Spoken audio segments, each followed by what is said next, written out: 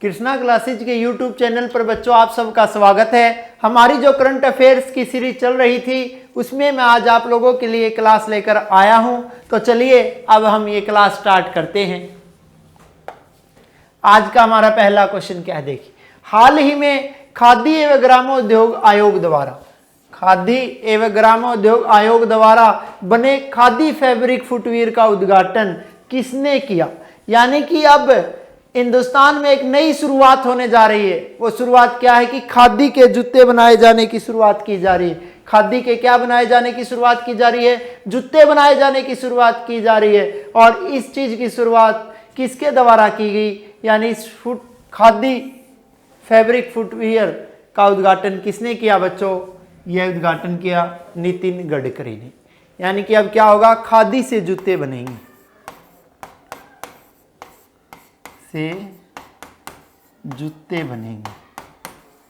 Clear.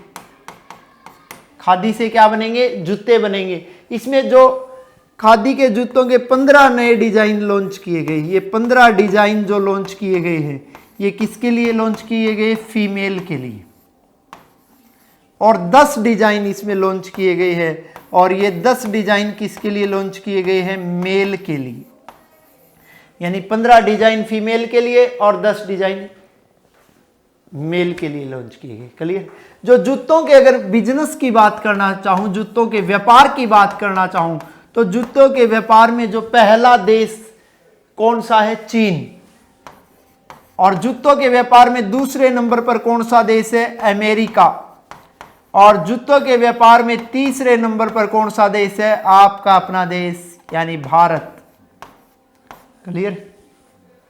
तो भारत में जो फुटवियर का व्यापार है, अगर भारत के मैं फुटवियर व्यापार की बात करना चाहूं तो वो फुटवियर व्यापार सालाना 1.45 लाख करोड़ रुपए का है। कितना है?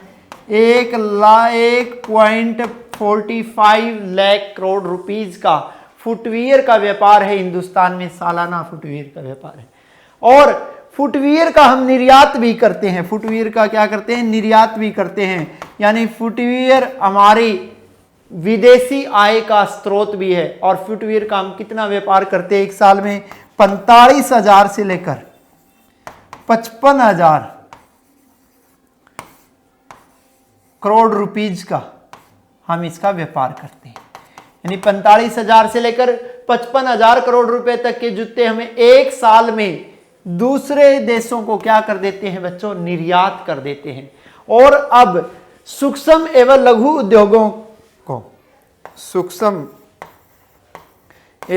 उद्योगों को बढ़ावा देने के लिए, सूक्ष्म एवं लघु उद्योगों में बढ़ावा देने के लिए कोशिश की जा रही है नरेंद्र मोदी सरकार के द्वारा। और अब बढ़ावा दिया जा रहा है कौन से जूतों को? खादी से बने जूतों को। क्योंकि खादी का और हिंदुस्तान का बहुत पुराना नाता है। महात्मा गांधी ने जब अंग्रेज हिंदुस्तान में आए थे तो अंग्रेजी कपड़ों का विरोध किया था। तब गांधी ने कहा था कि विदेशी कपड़ों को त्यागो और किसको अपनाओ? खादी को अपनाओ। तब किसी व्यक्ति ने महात्मा गांधी को कह दिया था, गांधी खादी बड़ी महंगी है। तब महात्मा गांधी ने कहा था, अगर पूरे वस्त्र धारण नहीं कर सकते तो आधे वस्त्र धारण कर लो। यानी उसी बात से, यानी जब उस व्यक्ति की बात महात्मा गांधी के मन में लगी, तब महात्मा गांधी ने इस बात का प्रण ले लिया था कि आज के बाद मैं कभी कुर्ता नहीं डालूंगा। और जो भी वस्त्र मेरे शरीर पर होंगे वो किसके बने होंगे? खादी के बने होंगे।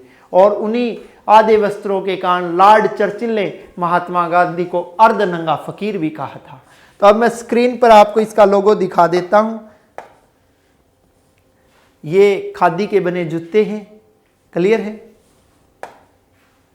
और ये आप सबको पता है हिंदुस्तान के परिवहन एवं जहाजरानी मंत्री नितिन गडकरी जी, जिनके द्वारा इस चीज की शुरुआत की गई है, खादी से बने जूतों।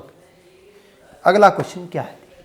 हाल ही में जारी एनीमिया मुक्त, क्या बच्चों? एनीमिया मुक्त भारत सूचकांक में कौन सा राज्य शीर्ष पर रहा? तो हमारे ऑप्शन है राजस्थान, हरियाणा, गुजरात, बिहार। जल्दी से कमेंट बॉक्स में कमेंट करके इस क्वेश्चन का सही जवाब दीजिए।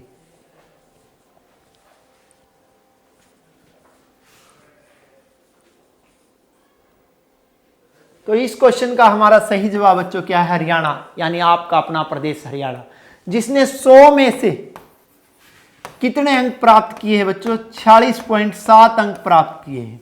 और 46.7 अंक प्राप्त करने के साथ ही देश में कौन सा स्थान भी प्राप्त किया है? शीर्ष स्थान भी प्राप्त किया है। किसे? एनीमिया मुक्त से, यानी एनीमिया मुक्त होने वाला देश का पहला राज्य बना। कौन सा बना? हरियाणा बना। एनीमिया क्या है बच्चों? जो आरबीसी में O2 वहन करने की जो क्षमता है, सी में O2 वहन करने की क्षमता क्या हो जाती है? अपर्याप्त। क्या हो जाती है? अपर्याप्त हो जाती है। तो इसका मतलब हम कौन से रोग से ग्रस्त हो गए हैं? एनीमिया रोग से ग्रस्त हो गए, यानी कि लोहा तत्व की कमी हो जाती है। किसकी कमी हो जाती है? लोहा तत्व की कमी हो जाती है। लोहा तत्व की कमी हो जाती है। क्लियर है? तो इसमें आपको दो बातें और बताना चाहूंगा। हमारी जो राष्ट्रीय स्वास्थ्य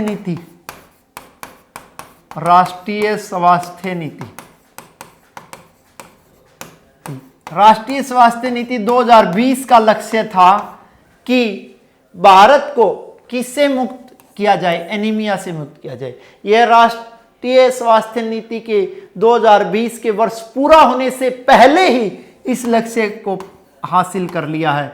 और इस लक्ष्य को हासिल करने वाला देश का पहला राज्य कौन सा बन गया है बच्चों? हरियाणा बन गया है। यानी यह हर हरियाणा वासी के लिए गर्व की बात है कि हरियाणा देश का वो प्रदेश है जो एनीमिया से क्या है? मुक्त है। क्लियर है? बाकी आप सबको हरियाणा के बारे में अच्छे से पता ही है, क्योंकि आप प्रतिदिन हमारी हरियाणा करंट अफेयर्स की जो क्लास देखते हैं हमारे यूट्यूब चैनल कृष्णा क्लासेज पर।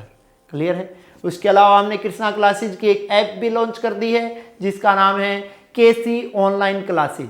और इस ऐप पर दिवाली का महा ऑफर चल रहा है बच्चों, चूक मत जाना। बहुत अच्छे कोर्स मिनिमम प्राइस पर मिल रहे हैं आप लोग।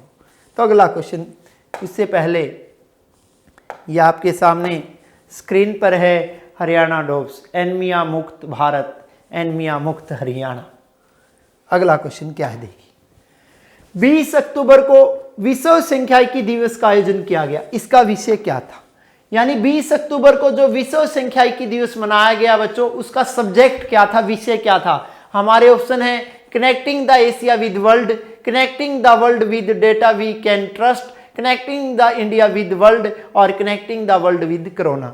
तो जल्दी से कमेंट बॉक्स में कमेंट करके इसका सही जवाब बताएं कि इस क्वेश्चन का सही आंसर क्या है।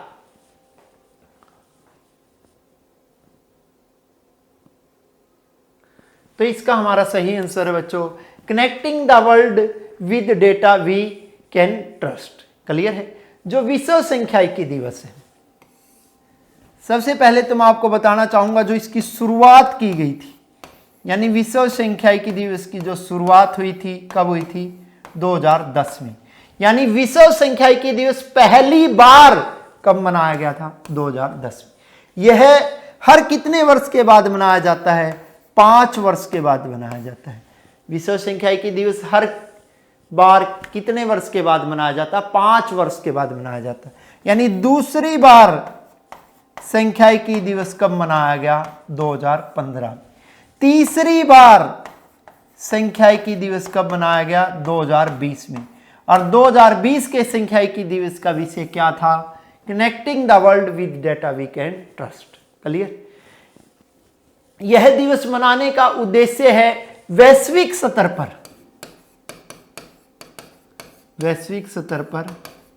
देश एक दूसरे के साथ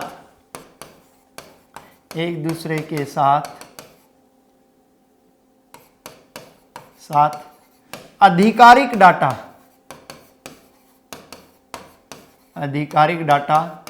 शेयर करें और साथ ही एक दूसरे देशों पर आधिकारिक डाटा शेयर करने से एक दूसरे पर क्या बढ़े? विश्वास बढ़े। इस उद्देश्य से शुरुआत की गई। किसकी शुरुआत की गई? विश्व सांख्यिकी दिवस की। आपको डाटा बच्चों कितने टाइप का होता है? 2 टाइप का होता है, प्राइमरी और सेकेंडरी। प्राइमरी डाटा वो होता है जो हमने ही इकट्ठा किया और हमने ही यूज कर लिया। सेकेंडरी डाटा वो होता है बच्चों जो इकट्ठा किसी और ने किया और यूज किसी और ने किया। यानी डाटा कितने टाइप का होता है? 2 टाइप का। और इस डाटा से संबंधित जो कौन सा दिवस मनाया जाता है? विश्व सांख्यिकी दिवस, जो अब पिछली बार कब मनाया गया? 20 अक्टूबर 2020 को। यह आपकी स्क्रीन पर इसका लोगो दर्शाया गया है, वर्ल्ड स्टैटिक्स डे 20/10/2020। क्लियर है? अगला क्वेश्चन क्या है देखिए, अंतरराष्ट्रीय भारोत्तोलन महासंघ का अंतरिम अध्यक्ष के रूप में किसे नियुक्त किया गया? हमें बताना है बच्चों, वर्तमान में अंतरराष्ट्रीय भारोत्तोलन महासंघ का अंतरिम अध्यक्ष किसे बनाया गया? हमारे ऑप्शन है Michael Clarke, Michael Headley, Michael Irani, Matthew Hayden. जल्दी से कमेंट बॉक्स में कमेंट करके इस क्वेश्चन का सही जवाब आप लोग बताएं कि इस क्वेश्चन का राइट आंसर क्या है।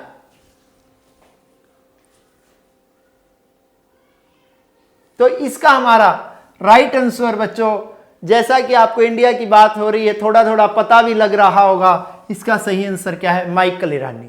माइकल ईरानी जिसका संबंध हिंदुस्तान के कौन से शहर से है? बंबई से है। इनका जन्म कहां पे हुआ था? बंबई में हुआ था। 7 टापुओं का शहर कौन सा है? मुंबई है। हिंदुस्तान की मायावी राजधानी भी कौन सा है? बंबई। यानी हिंदुस्तान की आर्थिक राजधानी या हिंदुस्तान की इकोनॉमिक कैपिटल किसे कहा गया? बंबई को कहा गया। वर्तमान में किसकी राजधानी है? महाराष्ट्र की राजधानी है। और यहीं से संबंध रहा है किसका? माइकल ईरानी, जिनका जन्म कहाँ पे हुआ था? बंबई में। जबकि ये वर्तमान में कहाँ के निवासी है? वर्तमान में ग्रेट ब्रिटेन के निवासी है। वर्तमान में कहाँ के निवासी है? ग्रेट ब्रिटेन के निवासी है। और इन्हें अब वर्तमान में अंतर्राष्ट्रीय भारोत्तोलन महासंघ का क्या बनाया गया है? अंतरिम अध्यक्ष बनाया गया। अंतर्राष्ट्रीय भारोत्तोलन महासंघ को हम शॉर्ट फॉर्म में क्या बोल सकते हैं बच्चों? IWF। क्या बोल सकते हैं? IWF। क्लियर? और इस IWF की जो स्थापना हुई थी वो कब हुई थी? 1905 में। कब हुई थी? 1905 में। इसके जो सदस्यों की बात करना चाहूँ तो वर्तमान में इसकी सदस्य संख्या जो है वो है 192। इसकी सदस्य संख्या कितनी है बच्चों? 192। इसका मुख्यालय है बुडापेस्ट, हंगरी में। मुख्यालय कहाँ पर है? Budapest, Hungary.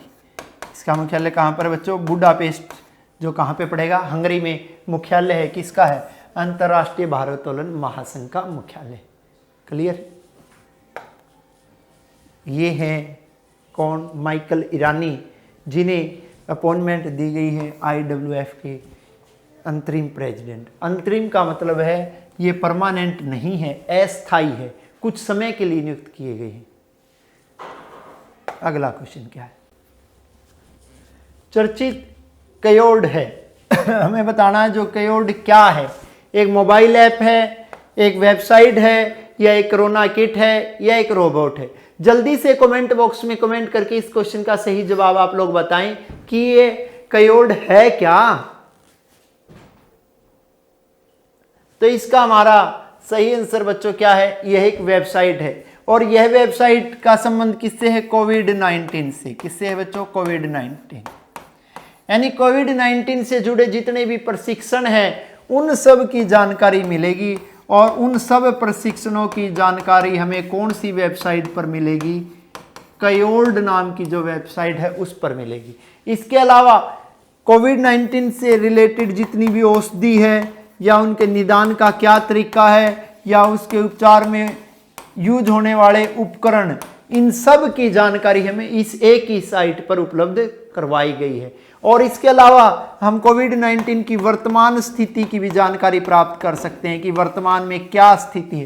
कहने का अभिप्राय यह है कि कोविड-19 से रिलेटेड जितनी भी हमारे मन में सवाल है उन सवालों को हम सोल्व आउट कर सकते हैं इस एक ही वेबसाइट की सहायता से। यानी हमारी हर समस्या जो कोविड-19 से जुड़ी है उसका समाधान इसी वेबसाइट पर है। और इस वेबसाइट की जो शुरुआत की गई वो की गई हमारे केंद्रीय मंत्री के द्वारा। और हमारे केंद्रीय मंत्री कौन है? डॉक्टर हर्षवर्धन। यानी केंद्रीय मंत्री डॉक्टर हर्षवर्धन के द्वारा इस वेबसाइट की शुरुआत की गई। अब मैं आपको स्क्रीन पर वो इमेज दिखाने जा रहा हूं जो इनकी शुरुआत करते समय ली गई थी, यानी कोविड लॉन्च। इसकी फुल फॉर्म है बच्चों CSIR अनरीच्ड रीप्रपोज्ड ड्रग्स वेबसाइट। इसकी शुरुआत किसके द्वारा की गई? केंद्रीय स्वास्थ्य मंत्री डॉक्टर हर्षवर्धन के द्वारा की गई। क्लियर है?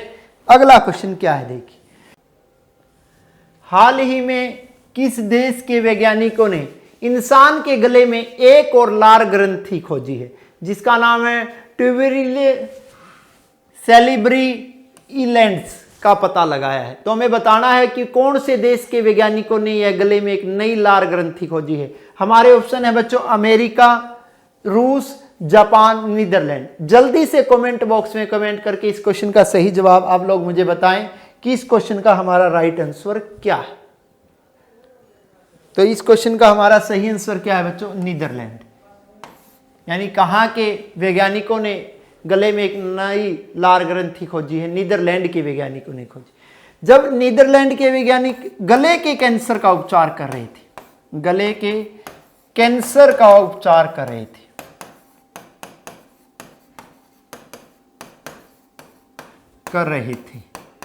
उस समय इस नई लार ग्रंथि की खोज हुई। क्योंकि लार ग्रंथि का कार्य है कि हमारे भोजन को क्या करती है बच्चों? लसलसा बनाती है। हमारे भोजन को लसलसा बनाने का जो काम है, वो लसलसा बनाने का काम किसका है? लार ग्रंथि का है।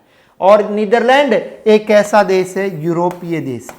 नीदरलैंड एक ऐसा देश है, यूरोपीय देश है। और इसी नीदरलैंड के वैज्ञानिकों ने गले में एक नई लार ग्रंथि की खोज की है, जिसका नाम है ट्यूबेरियल सेलिब्री इनलेंड्स। क्लियर है? इसकी मैं आपको स्क्रीन पे इमेज भी दिखा देता हूं। यह आप गले की एक लार ग्रंथि है। अगला क्वेश्चन क्या है देखिए, छठा भारतीय अंतर्राष्ट्रीय विज्ञान महोत्सव 2020 का आयोजन कब किया जाएगा? ध्यान से सुनना है बच्चों, किया नहीं गया है, कब किया जाएगा आपसे पूछा जा रहा है। तो हमारे ऑप्शन है 20 से लेकर 25 अक्टूबर 2020, 22 से लेकर 25 दिसंबर 2020, 22 से लेकर 25 नवंबर 2020, या इनमें से कोई नहीं। जल्दी से कमेंट बॉक्स में कमेंट करके इस क्वेश्चन का सही जवाब बताएं कि इस क्वेश्चन का राइट आंसर क्या है। तो हमारा इस क्वेश्चन का राइट आंसर है बच्चों 22 से लेकर 25 दिसंबर 2020। यह पहली बार होने जा रहा है जब अंतर्राष्ट्रीय विज्ञान महोत्सव का कैसा आयोजन किया जाएगा? ऑनलाइन आयोजन किया जाएगा। क्योंकि ऑनलाइन आयोजन करने का आप सबको पता है कारण, बार बार सुन चुके हो, बार बार पढ़ चुके हो, एक ही कारण कोविड-19। क्लियर है? ऑनलाइन माध्यम से इसका आयोजन किया जाएगा। किसका आयोजन किया जाएगा? विज्ञान महोत्सव का आयोजन किया जाएगा। और यह कौन से नंबर का विज्ञान महोत्सव होगा बच्चों? छठे नंबर का विज्ञान महोत्सव होगा। जो यह विज्ञान महोत्सव किसके द्वारा करवाया जा रहा है? विज्ञान एवं प्रौद्योगिकी मंत्रालय के द्वारा।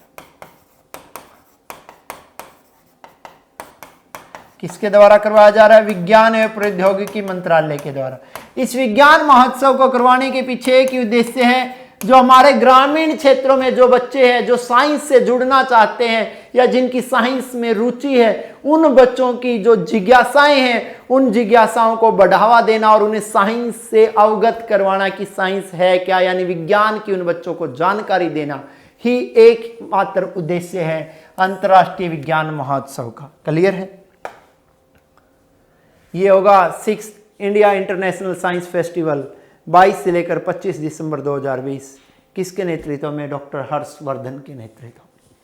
अगला क्वेश्चन क्या है, हाल ही में किस राज्य सरकार ने केंद्र के कृषि अधिनियमों के खिलाफ एक विधेयक तैयार किया है? यानी वो कौन सा राज्य है जिसने केंद्र सरकार ने जो 3 कृषि अधिनियम पास किए थे उनको रद्द करके उनके खिलाफ विधेयक तैयार किया है? हमारे ऑप्शन है राजस्थान, पंजाब, हरियाणा, गुजरात। जल्दी से कमेंट करके कमेंट बॉक्स में इसका सही जवाब आप लोग बताएं कि इस क्वेश्चन का सही आंसर क्या है। तो इसका हमारा सही आंसर बच्चों क्या है? पंजाब। पंजाब में वर्तमान कांग्रेस सरकार के द्वारा 4 नए कृषि कानून बनाए गए, यानी केंद्र के 3 कृषि कानूनों को रद्द करके उनकी जगह 4 नए कृषि कानून बनाए गए हैं। कहां पर बनाए गए हैं? पंजाब में बनाए गए। और पंजाब में वर्तमान में कांग्रेस की सरकार है और यहां पर मुख्यमंत्री है कैप्टन अमरिंदर सिंह। जबकि यहाँ के राज्यपाल जो है वो है विजेंद्र सिंह बदनौर। वो पंजाब के राज्यपाल होने के साथ साथ चंडीगढ़ के प्रशासनिक अधिकारी भी है, क्योंकि पंजाब और हरियाणा दोनों की एक ही राजधानी है और दोनों की एक राजधानी कौन सी है बच्चों? चंडीगढ़ है। दोनों की संयुक्त राजधानी, दोनों की संयुक्त हाईकोर्ट भी कहाँ पर है? चंडीगढ़ में। इसके अलावा आपको बताना चाहूंगा, पंजाब का एक शहर का नाम सुना होगा आपने, पटियाला। पटियाला में एक नई क्या स्थापित की जा रही है? स्पोर्ट्स यूनिवर्सिटी भी स्थापित की जा रही है। क्या स्थापित की जा रही? स्पोर्ट्स यूनिवर्सिटी भी स्थापित की जा रही। उसके अलावा पंजाब का एक शहर और काफी फेमस है, और वह कौन सा शहर फेमस है? अमृतसर। अमृतसर शहर जिसकी स्थापना करवाई थी गुरु रामदास ने, और जहां पर एक मंदिर बनवाया था गुरु अर्जुन देव ने, जिसे कहा जाता है गोल्डन टेम्पल, या जिस मंदिर का नाम है हरमंदिर साहिब। यह वही गोल्डन टेम्पल है जिसे महाराजा रणजीत सिंह ने सोने से जड़वाया था। और विश्व में ताजमहल से ज्यादा देखे जाने वाला मंदिर है कौन सा है? गोल्डन टेम्पल यानी स्वर्ण मंदिर। विश्व का सबसे बड़ा लंगर भी चलता है इसी अमृतसर के इसी गोल्डन टेम्पल में। क्लियर है? अगला क्वेश्चन, उससे पहले कृषि से जुड़े हुए हो और कृषि की बातों को भली भांति समझते हुए, राष्ट्रीय सुपर कंप्यूटिंग मिशन का तीसरा चरण जनवरी 2021 में शुरू होगा। इसका उद्देश्य कंप्यूटिंग गति को कितना बढ़ाना है, यानी कंप्यूटर की कार्य करने की गति को कितना बढ़ाना है, इसका उद्देश्य। हमारे ऑप्शन है 45 पेटाफ्लॉप्स, 50 पेटाफ्लॉप्स, 60 पेटाफ्लॉप्स और 30 पेटाफ्लॉप्स। जल्दी से कमेंट बॉक्स में कमेंट करके इस क्वेश्चन का सही जवाब बताएं कि इस क्वेश्चन का हमारा आंसर कितने पेटाफ्लॉप्स है। तो इसका हमारा आंसर है बच्चों 45 पेटाफ्लॉप्स। इसका एक ही उद्देश्य है, जो हमारे कंप्यूटर की कार्य करने की गति को बढ़ाना, यानी कंप्यूटर की कार्य करने की गति को बढ़ाने के उद्देश्य से ही इस चीज का आयोजन किया जा रहा है। क्लियर है? कौन सा चरण है? तीसरा चरण है। किसके द्वारा? विज्ञान एवं प्रौद्योगिकी मंत्रालय के द्वारा। किसके द्वारा बच्चों? विज्ञान एवं प्रौद्योगिकी मंत्रालय के द्वारा इसका आयोजन किया जाएगा।